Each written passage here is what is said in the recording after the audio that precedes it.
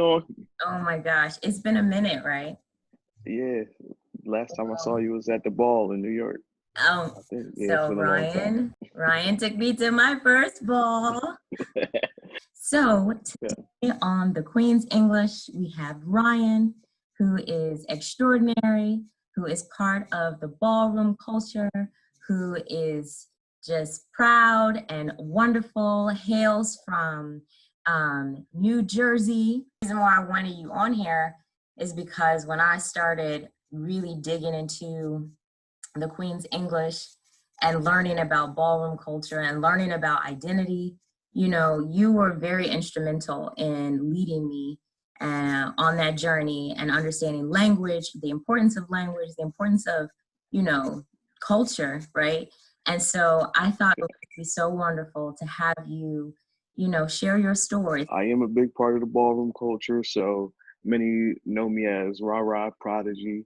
I've been a prodigy since I've came out into the ballroom scene, pretty much came out and started walking and affirming myself and my identity. I'm 30 years old. I started my transition when I was about 20, about 22. Mm. Um, Big shout out to I mean, everybody has their different opinions about it, but where I started my journey off at is the Mazzoni Center. It's big with the LGBT community in Philadelphia. That's where I was able to begin my process of reaffirming who I've always felt like I was, or who I am. Mhm. Um, Let's just start off with it, you know, like you said, affirming who you are. You know, if there were terms or words or language that could articulate that journey or who you are right now, like what terms do you use?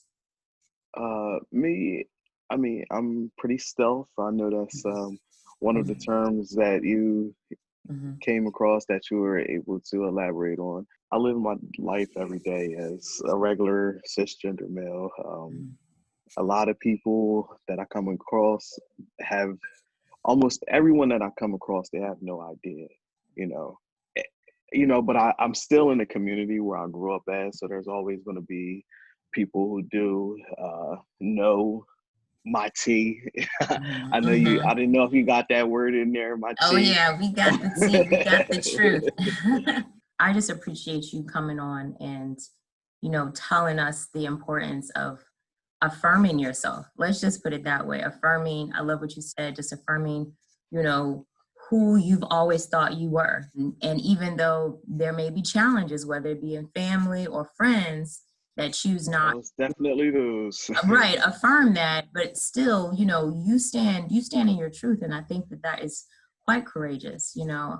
And I guess someone out there, like how would you, what would you tell them, someone out there who feels like they just need a little bit more push or encouragement to really stand in their truth? I'm gonna say this: the very first thing that someone told me Mhm. prior to me starting physically transitioning is that it's gonna be a lonely road, and I mean, you can always, I just don't want people to set expectations for other people. You can only set expectations for what you want to accomplish. Don't expect everybody to be accepting. Don't expect everybody to treat you the same. But at the end of the day, when you go to sleep, you got to live with you. Don't let anyone deter you from doing or going along with the process. Don't expect to have the world like, oh my God, I'm here for you. I support you. Especially if you're a family person. Um, it's hard. I'm not going to say that it's an easy journey. It's definitely not. But the other thing, the bright side of things is that 10 years ago, it wasn't like how it is now. There's a lot more people who are accepting. There's a lot more people who are interested. There's a lot more people who are going to bat and fighting for rights for people of trans experience. So your experience, everybody's experience is different. So I'm just saying, I just don't want anybody to set expectations. Just live and do what you need to do for yourself. That's right. That's right. No, I understand that. That's great advice. Ryen, it's hard when someone you love, whether it be your family members or friends, aren't encouraging you on this process, Right. process of your life, right? And not encouraging is on the better end of the spectrum, because sometimes they're flat out like, no. Yeah, I mean, do you mind sharing anything? Have you had like any personal experiences where, you really had to have some resilience and, cover yourself with goodness because you weren't necessarily receiving it on the other end? Absolutely. I come from a family that grew up in the church, so they only see certain sins, like that's a big thing too. So, but at some point, like I said, I I've had experiences where it was just like, oh hey, you going to hell, like, Mm, oh hey, no one's gonna love you, no one's gonna care, like just things like that. And sometimes, and I gotta throw in some more advice, yeah, because when that happens, I just want to put that out there for the guys. When you experience that, that's not true. Don't let that. There's a lot of depression in the LGBT community, and there's a lot of suicides. So you do always want to find at least one person that you can rely on. And there's a lot of different Facebook groups that you can join. Black trans men groups, for people of color, and a lot for the trans women. And just find somewhere where you know that you're loved, or that you can at least feel the love, or that you can at least vent to different people, or not even different people, just at least one person. People that are supposed to love you, they say things, and people could say words that never hurt you, but I've been hurt more by words than physically ever. I love what you said too in your beginning, when you started to transition. There was an organization in Philly that was supportive of that, and there are many organizations out there, that are here to help you. I know that HRC, they have a plethora of information and organizations that you can go to, whether they're in your local town or city, or if it's more on a national level. And I think that that's the thing, because sometimes we forget, especially if we're in more larger metropolitan cities like New York, right, or like Philly, or DC. Sometimes those resources aren't out there, right? Yeah. And sometimes it is hard to like physically meet somebody that looks like you, is going through the same journey you're going through, or can understand it. So I think it is, like you said, important, to join Yeah. Yeah. groups, like you were saying, the Facebook groups. um, Right. I know there's meetup groups, but just really do your research. Absolutely. And yeah, just like you said, it's a little bit easier when you're in the city. Mhm. See, me personally, I was on the outskirts, so I had to travel to Mm, Philly, and without a car, getting on the bus, places like that, they have such a high volume of people that come through that you can't be 5 minutes late for your appointment, and you can't get one for months later. So also, I got to throw that out there. It's a lot harder for our POC, our people of color too. So, but there's a lot more groups that are starting to form to gear towards us as well. One of the biggest parts of me growing up is my grandparents. They're like my world, my rock. mhm. Yeah. And I like I said, and even that's hard, especially when transitioning. Older people are set in their ways, but you, one thing for sure, my grandparents have came around like no other, like Right. definitely. So you hold fast on them. It's the older ones that are set in their ways, they'll, and when they love you, they love you, They love so you. That's right. That's right. And so that's what I guess that's what everyone wants, is just to be loved unconditionally, and also to be loved in your most authentic self. And the beautiful thing about being authentic is that there's highs and lows, there's ups and downs. But as long Yeah, as I feel comfortable with you and those ups and downs, highs and lows, then that's what unconditional love is, right? Because no one out here is perfect. No one out here understands and knows everything.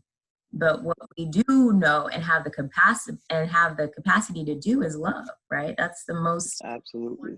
gift that you can give to anyone. And I feel like maybe that's what's missing, when those, feel like a void and, feel like they don't belong on the world in the world anymore. I think it's just because Yeah. it's lack of love, but there's love out here. That's, There definitely is. I yeah. mean, and even if you get on the topic of, love and stuff like that, is, in the LGBT community, I mean, I'm not taking away from the lesbian and the gay, but Mhm. that trans, it's like a whole nother level. It's a whole nother ball game. It's like we can understand their struggles, they can understand our struggles, but it's different, especially when looking for someone. Most people who are trans, they seek out people, and I'm not putting any stipulations on it because everybody's different. I can speak from my experiences. Like, it's like one of those things, like, oh, I met a girl and she sees me for me, but how do I tell her when I first meet her? Like, Yeah, if it's like when friendly is the right time? conversations, yeah, if it's Mhm. friendly conversation, when do you put that out there? Like, oh, hey, by the way, Mhm. like, I'm a little different, but I'm not. You know what I mean? Yeah.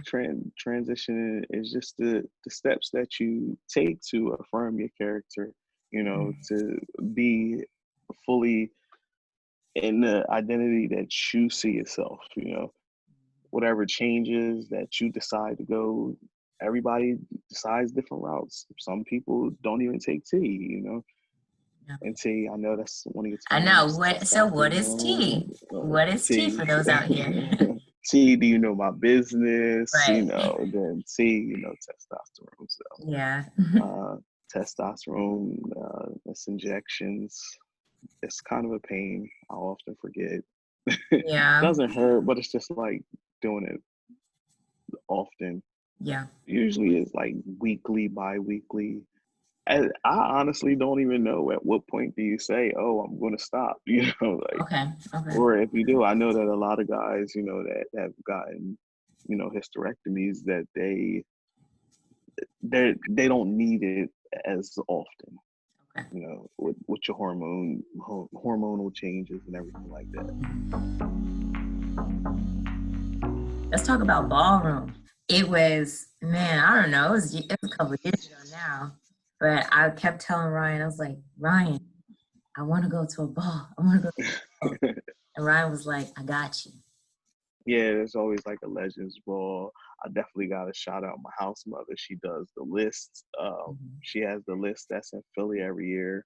Um, and a lot of houses, they always do, a lot of different houses. Sometimes they'll do like an annual house ball or something.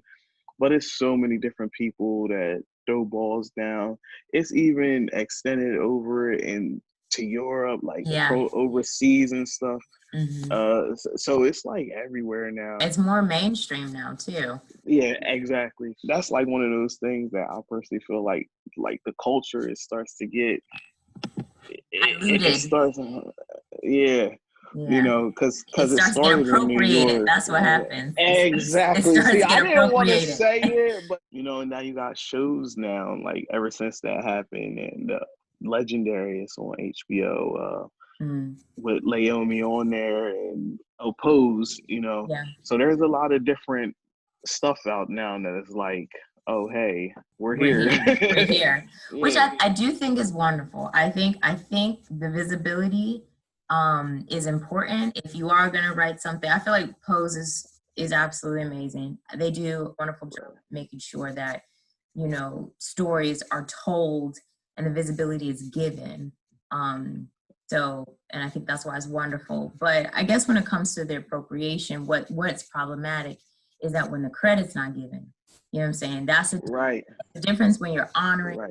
You know what I mean? You're highlighting, but when you're just going to take it and then pretend like you made it up or this is what you always been doing, it becomes problematic. Yeah. I'm not from the original era of ballroom. It started way back when, but I've been a part of it for over 10 years now. So you can't take away from the people who are icons in the ballroom scene. You know, of course, I gotta say first, my house father, the founder of Prodigy, man, Prodigy. Um, you know, Harold Balenciaga, Jack Mizrahi. I know everyone knows Jack now. He's got everything out there. Leomi, like it just people like that. I feel like their faces need to be seen. How did you get involved in the ballroom culture? So when I was younger, you know, there wasn't many clubs over here in Jersey, but I used to go to this club. It's called the Breakfast Club. Mm-hmm. And I would go there all the time. That was like the hangout spot for the LGBT community. And that's where you see the real ballroom at. Like that's where you see the real Vogue and not you where you see the shade and you see the cattiness and it's like and you see the authentic people who came up with the scene. And when I started going there, you know, and as I started, you know, transitioning and stuff, you gonna be my son. And I did, you know, this was before I even started, you know, T and saw my realness. So yeah.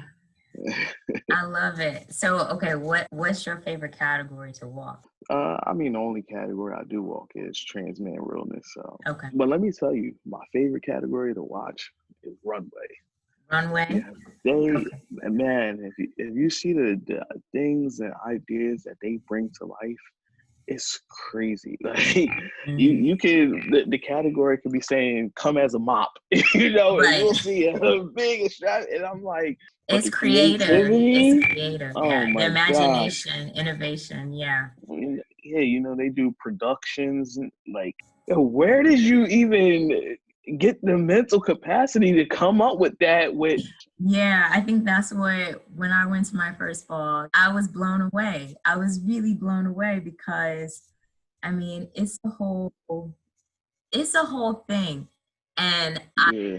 I encourage people, you know, when you do attend your first ball, please just fall back. Please just fall back and just observe, you know, just feel the energy, you know, Right. because it is something very special. And you also have to respect it, you know, but like as an artist, you know, as a performer, as a dancer, I vibe so much and it's brilliant and it's crazy. And sometimes I just want to be real cunty and just be like, I'd be like, and teach me, mother. Right. um, Right. but it was really extraordinary. We have to remember too, you know, it's not just about, you know, being, it's more than that. It's a lifestyle, right? Yes. I Yes. love Because what we were talking about earlier. You were saying like, you know, house culture, ball culture. It's a place that you can be your most authentic self, in absolutely. whatever that looks like. Yes, I was gonna say that's the only way you're gonna succeed in ballroom. You got whatever you do, you got to be very unapologetic about it, like Yeah. and come with confidence. You know, a lot of people see like the older people in ballroom and they're like, oh no, I don't want to do it. Nah, you can't have that mentality because when you come, you got to come there because Yeah. although you got to think about it, you're getting judged by people who have been judged their whole life. So there's a lot of shade, it's a lot of cattiness, but that's with anything. Well, But that's what it's it's about, definitely, right? yeah, but it's definitely still fun. Yeah. Like I said, being part of a house, you know, that was the biggest acceptance that I got. That's what gave me my drive and my comfortability to start living authentically, you know, like and start my transition. Like it was a lot of love there, you know, and Yeah. every house isn't for everyone. You know, you got to find somewhere where you fit in, where you know you belong. Blood is not always thicker than water, you know. That's So, right. but Yeah. the good thing about this part is that you get to start choosing, you get to start creating your own, and Yeah, the like family is. what they said, like, you know, it's your chosen family, you know. Absolutely. It's your family that you personally get to handpick, you know, the people that are going to be influential in your life, that are going to love you, Right. that you can depend on. And I think that's very special. And then it's like the ballroom culture has to, like, people like you who do give credits where credits are due, you know, because there is a lot of people out here that are taking stuff from the ballroom culture left and right. They see the creativity that comes from it, and they take it and they make it their own. Like a lot of these different dance moves, you'll see little dance moves, and you're like, Yeah, that looks a little familiar, you know, and it's yeah. like they're not paying homage to the originators, you know. So, Hmm. it, and it's a good thing for people like that. There is people like you that do understand. You know, you can't do that. It's like I see a lot of it, and I'll watch, and I'm like, it's kind of like back in the day when they would take music from different black artists, and then Right. That's right. That's now exactly what it is. you know this they're singing, and it's like, whoa, we heard them lyrics somewhere else. You Right. know? We did. Yeah, I just think it's important. I mean, you know, there's just beautiful history with the ballroom culture, but you know, also just history with Black culture, and I think that's my main attachment. You know what I'm saying? Is me learning about my Black culture, period. And you know, to know that ballroom culture, you know, started in the Harlem Renaissance during that time, you know, and it has Yeah.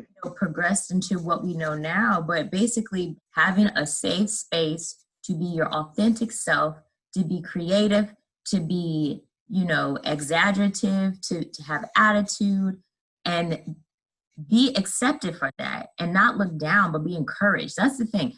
A lot of times we're not encouraged for being who we are. You know, we don't always get those spaces. And so I think that's what's so wonderful about, you know, ballroom culture. But to understand that it wasn't like they were like, hey, let's just make a space. You know, no, they were forced in that because of racial barriers and segregation. You know what I'm saying? Absolutely. It's like they weren't And invited into white spaces. So they said, all right, we're going to create our own. And then what they made was so thorough, was so litty, you know, now and you know everybody what? wants to be a part of it. And you know what? And if we go and be honest, we got to go all the way, because it's not even just the white spaces, because the LGBT community and the Black community, it, it's definitely not accepting, you know. So not only could anyone not Yeah. get into the white spaces, you couldn't get into your own people's space either, because they didn't want to see that. They don't want to, you know, you can be gay, but you got to be gay over there. You know? Yeah. Not like here, not in our face, like double, you know, it's like a double whammy that you got to go through.